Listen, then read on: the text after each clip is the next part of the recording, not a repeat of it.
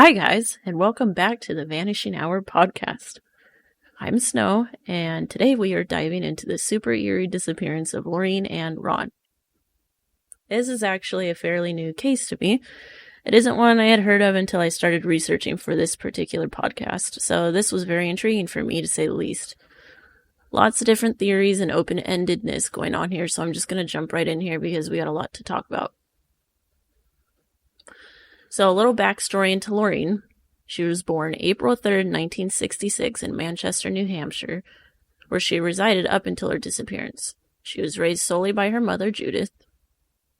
There is no mention of who or where her father is, and judging by that, I think it's safe to say she didn't have a relationship with him. It's possible that she may not have even known who he was. Judith says that Laureen was an awesome kid and that they got along great when she was younger.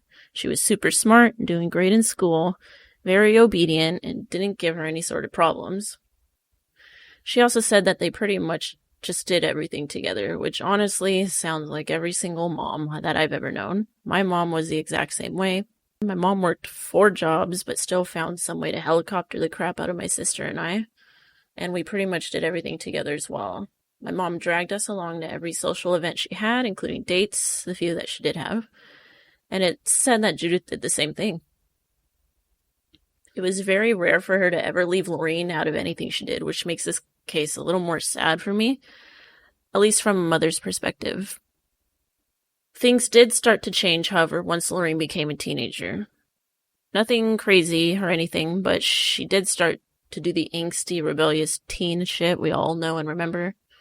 She started testing the boundaries a little more, getting into minor trouble, having the occasional drink and smoky smoke, but nothing that would warrant concern or be uncommon in kids her age. In the book The Disappearance of Laureen Ann Rahn, a collection of true crime stories by Ruth Canton, which is available on Kindle where I read it, it states that while Laureen was attending Parkside Junior High, she began telling some of her friends that she was moving to Florida soon. She in no way elaborated as to why, but shortly after she left Parkside. At some point later on, it was discovered that she had not in fact moved, but just relocated to a different school by the name of Southside Junior High, but was still living at her home with her mom. Not really sure if this was like something that was actually supposed to happen and plans fell through, or if she was just, talking out of her ass, like a lot of people do at that age. It is kind of odd that a few years after her disappearance, her mom actually upped and moved to Florida, so maybe, but who knows. I only really found it in that book and nowhere else, so make of that what you will. But despite the change in her behavior, her mom didn't really say there were any issues with Laureen. She seemed like an overall happy kid. So Judith and Laureen lived alone together in a 2-bedroom, 1-bathroom apartment on the 3rd floor of a 3-story apartment building.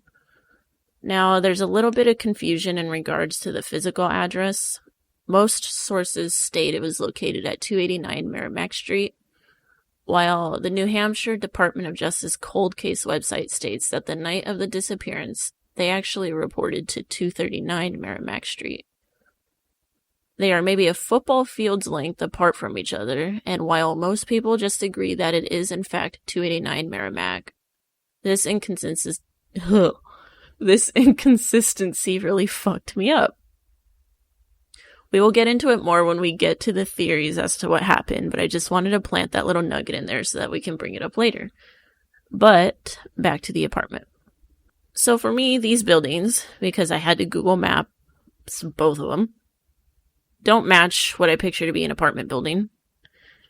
Here in SoCal, where I live, apartment buildings are almost like mini hotels. Some are detached, like clumps of units that spread out throughout an area that are usually enclosed by walls or gates.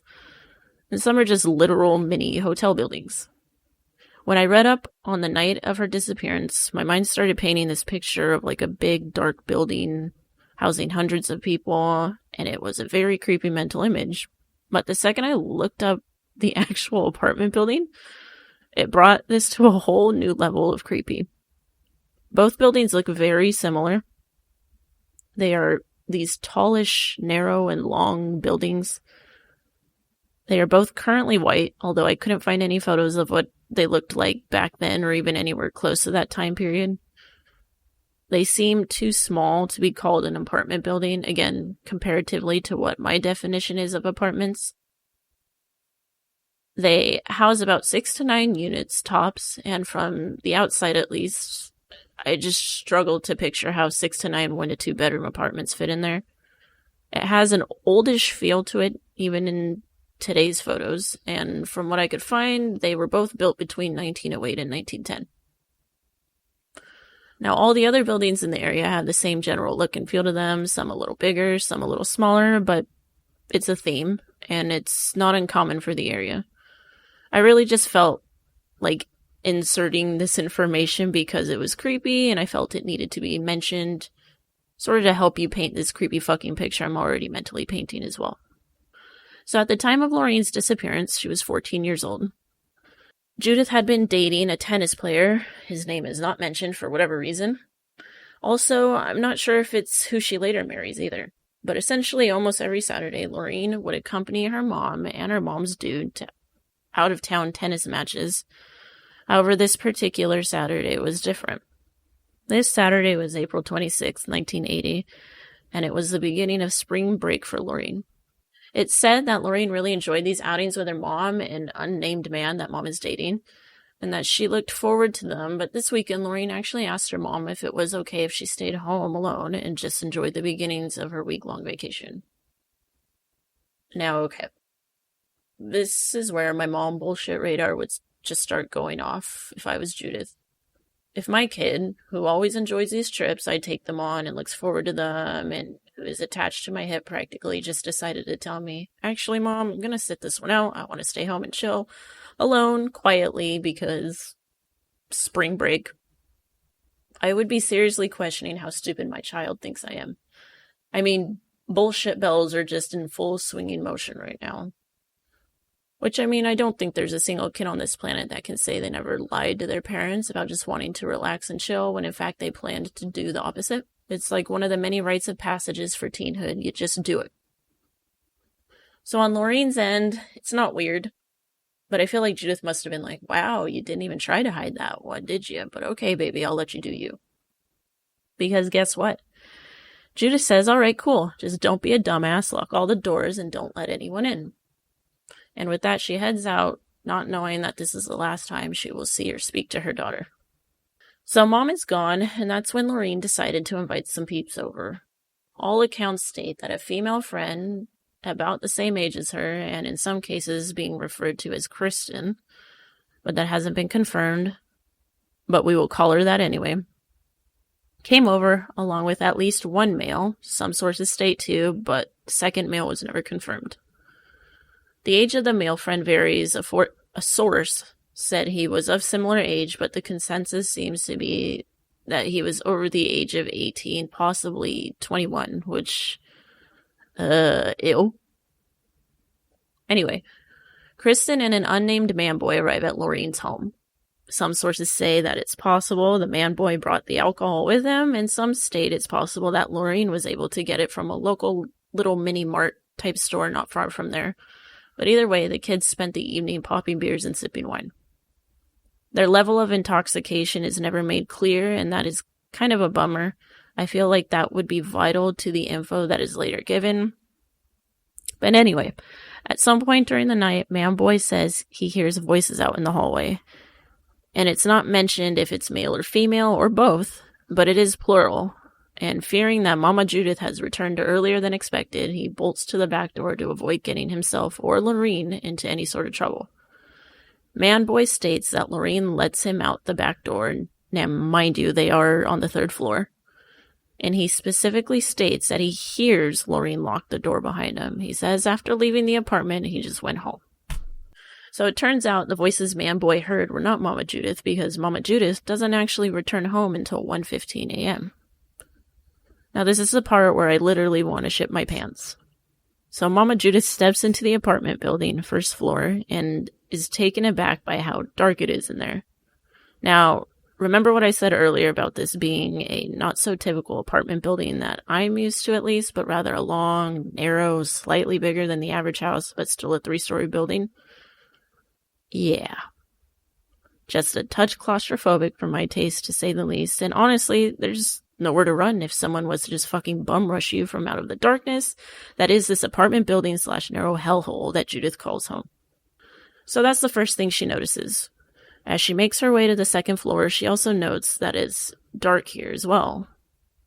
I mean, at this point, wouldn't you just turn around and be like, fuck this, I'll just sleep in the car? I mean, I don't think I'd even make it to the 3rd floor if this was my house. But Judith has got brass balls because she finally reaches the top floor, and funny enough, it's fucking dark up there too. And by dark, I mean every single hallway light from the entrance to the top floor where her door is not on. Judith takes the logical approach here, and I think most level-headed non-axe murder-obsessed people take this as well. And she chalks it up, I cannot talk tonight, to maybe a blown fuse or something of that nature, while me, on the other hand, is still picturing some crazy homeless axe murderer waiting in the wings, because of course that's what's in a darkened, not apartment building where I left my 14-year-old alone. She gets to her door, and it's just like, what the fuck, Laureen? The front door is closed, but it is unlocked, which is, like, literally the only thing she asked Laureen not to do while she was gone, and honestly, who leaves their door unlocked anyway?